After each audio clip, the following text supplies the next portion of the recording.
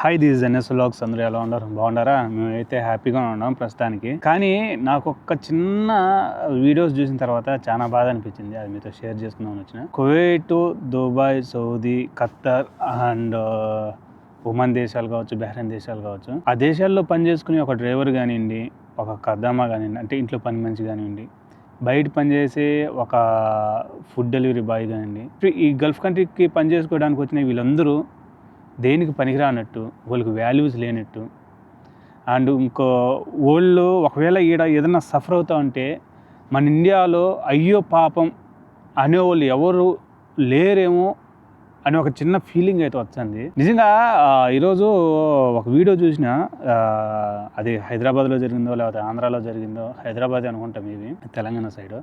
అది చూసిన తర్వాత చాలా బాధ వేసింది. గత 3 రోజుల నుంచి ఏం జరుగుతుందో ఏమో తెలియక మేమందరం ఇక్కడ గల్ఫ్ కంట్రీలో, అంటే నాట్ ఓన్లీ మీ కువైట్ ఒకటే కాదు, గల్ఫ్ కంట్రీలో ఉండే ప్రతి ఒక్కరూ ఏం జరుగుతుందో ఏమో అనేసి అరిచేతుల్లో ప్రాణాలు పెట్టుకొని సైరన్ మోగుతుంటే పరిగెత్తుకుంటా బయటకు రావడం, లేకపోతే కిందికి పోవడం, ఆ బేస్మెంట్ కిందికి పోవడం, ఏదో ఒకటి చేసుకుంటా వాళ్ళ బాధ వాళ్ళ భర్త ఎంత నరకం అనిపించాలంటే, అంటే నాది వదిలిపెట్టండి, అంటే కొన్ని సైడ్లు ఉంటాయి కదా, ఎయిర్ బేసెస్ సైడ్ ఉన్న వాళ్ళు ఎంత నరకం అనిపించాలంటే అది మాకు తెలుస్తుంది. సరే, మీకు ఎన్ని చెప్పే ముందర ఒక చిన్న ఎగ్జాంపుల్ చెప్పాలనుకున్నా. ఫర్ ఇయర్ గల్ఫ్ కంట్రీస్ నుంచి మన ఇండియాకి వచ్చే ఆదాయం అంతా మీకు తెలిసిన కొన్ని $1 బిలియన్ వస్తుంది. $1 బిలియన్ ఒకవేళ ఇయర్స్ లెక్కేసుకుంటే ఇంకా ఎక్కువ వస్తుంది. వీటి నుంచి డబ్బులు పంపించా మేము అక్కడ ఇండియాకి ట్యాక్స్ కట్టుకుంటా, మాకు వచ్చే ₹10 ఒక పావలా ఇండియా ఖర్చు పెట్టుకుంటా, అంటే ఇండియాలో ఉండే జనాభాకి ఖర్చు పెట్టుకుంటా, ఇండియాలో ఉండే రోడ్లకు ఖర్చు పెట్టుకుంటా, ఇండియా ఎకానమీని పెంచుకుంటా, కువైట్లను అడిగి తిట్టించుకోను, కొట్టించుకోను, వాళ్ళని అడిగి కొంతమంది చచ్చిపోయో ఇవన్నీ చేసి ఇంత కర్మబడి మాకు ఏం జరగలేదు, మేము హ్యాపీగా ఉన్నామనేసి నవ్వుతూ మా ఫ్యామిలీతో మాట్లాడుకుంటూ డబ్బులు ఇంటికి పంపించా ఉండి మన ఇండియన్ ఎకానమీని కొంచెం ఎంతో కొంత మెరుగుదల పెంచుకుంటా ఇంత కష్టపడతా ఉంటే 3 రోజుల టాంచి ఇంత గొడవ జరుగుతూ ఉంటే కువైట్లో యాడన్నా అరే మన ఇండియా వాళ్ళు క్రిస్టియన్స్ కావచ్చు, క్రిస్టియన్స్ కావచ్చు, ముస్లిమ్స్ కావచ్చు, హిందువులు కావచ్చు, బుద్ధువులు కావచ్చు, వాళ్ళు బాగుండాలరా అనేసి మన ఇండియా వాళ్ళ కోసం దేవుని ప్రార్థించాల్సిన పోయి పక్క కంట్రీ ప్రెసిడెంట్ చనిపోతే అతని కోసం 3 రోజుల టాంచి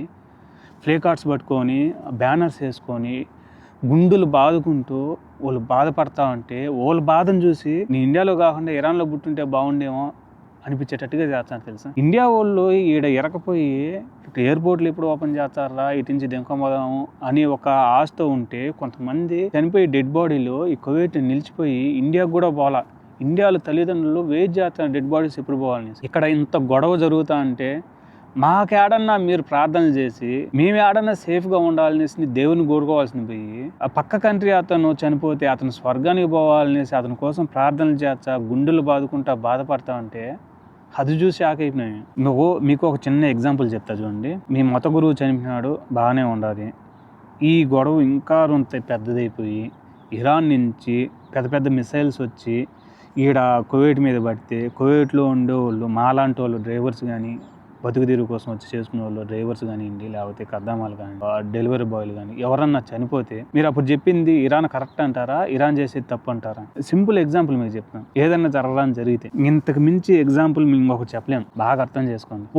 గొడవ పెద్దదైతే గల్ఫ్ కంట్రీల్లో ఉండే మన ఇండియన్స్ని బయటికి అటు తీసుకురావాలని పెద్ద చర్చ పెట్టి ఏదన్నా కొంచెం ప్లానింగ్ చేస్తా మీరు ఒక వీడియో తీసి మాకు రిలీజ్ చేసి మాకు చెప్పితే మాకు ఒక ధైర్యంగా ఉంటుంది. అంతేగాని పక్క కంట్రీలో ఎవరో చనిపోతే వాళ్ళ కోసం మీరు బాధపడతా మమ్మల్ని ఏకాగ్గా వదిలిపెట్టచ్చే మాకు ఎట్లుంటా చెప్పండి. మీరు ఎంతోమంది ఆ మత గురువు చనిపోయినా అనేసి ఎంతోమంది రోడ్లకి ఏడుస్తున్నారు కదా, ఆ కుటుంబానికి సంబంధించిన ఒకడో ఇద్దరు ఉంటారు కదా, వాళ్ళ పరిస్థితి ఏంది? మనం కూడా ఒక పాకిస్తాను, ఒక ఆఫ్ఘనిస్తాను, ఒక బంగ్లాదేశ్ మాదిరిగా తయారవకూడదు. మనం ఎంతో చదువుకున్నాం, ఇంకా దిగజారే తత్వానికి దిగజారొద్దు. సరే, మీరు ఆ మత గురువు చనిపోయినా అనేసి నేర్చున్నారు. రేపేదన్నా మన ఇండియాలో ఒక ప్రెసిడెంట్, అంటే ఇప్పుడు నేను ఉండే ప్రెసిడెంట్ గురించి అయితే నేను చెప్పడం వల్ల ఎవరైనా కానీ ఒక ప్రెసిడెంట్ ఒకనొక టైంలో ఏదన్నా జరగడానికి జరిగితే మీరు మత గురువు చనిపోయినా అనేసి రోడ్లకి ఏడ్చినారు కదా, ఆ దేశం వాళ్ళు మన వాళ్ళు ఏమైనా చనిపోతే ఏడుచ్చారా? ఏడసలు.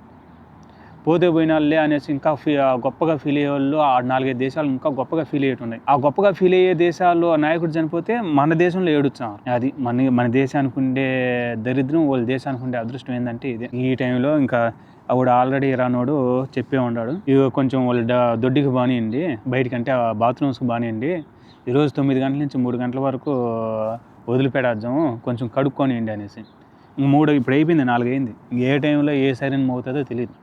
మళ్ళీ తెలిసే సైరన్ మోగితే టైంలో ఏమవుతుంది, ఏం జరుగుతుంది అనేసి మేము బాధపడతా హ్యాపీగా ఉంటాం ఇక్కడ.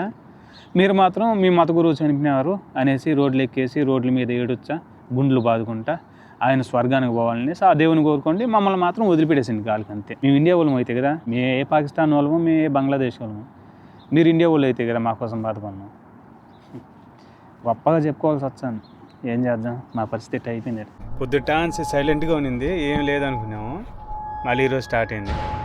మేము మాత్రం ఇక్కడ ఈ విధంగా సైరన్స్ మోగుతా యాడొచ్చి ఏం పడతాయని మేము భయపడతా ఉంటే మీరు మాత్రం ఆయనకి పూజలు చేయండి, ఆయన స్వర్గానికి పోవాలనేసి కోరుకుంటామనండి. మా గురించి ఎవరు పట్టించుకోవాల్సిన అవసరం లేదు. ఇక్కడ ఇండియా వాళ్ళం కాదు కదా, మేము బయట కంట్రీ వాళ్ళం కదా, మా కోసం ఏమన్నా ప్రార్థన చేస్తారు. కానీ పక్కన దేశం వాళ్ళకి మనకు ముఖ్యం, కానీ మన దేశం వాళ్ళకి మనకు ముఖ్యం లేదు. ఇప్పుడు ఈ సైరన్ మోగుతుంది, పొద్దుటాన్ని సైలెంట్గా ఉన్నింది, ఇప్పుడు ఆడొచ్చి పడతా ఇవ్వం.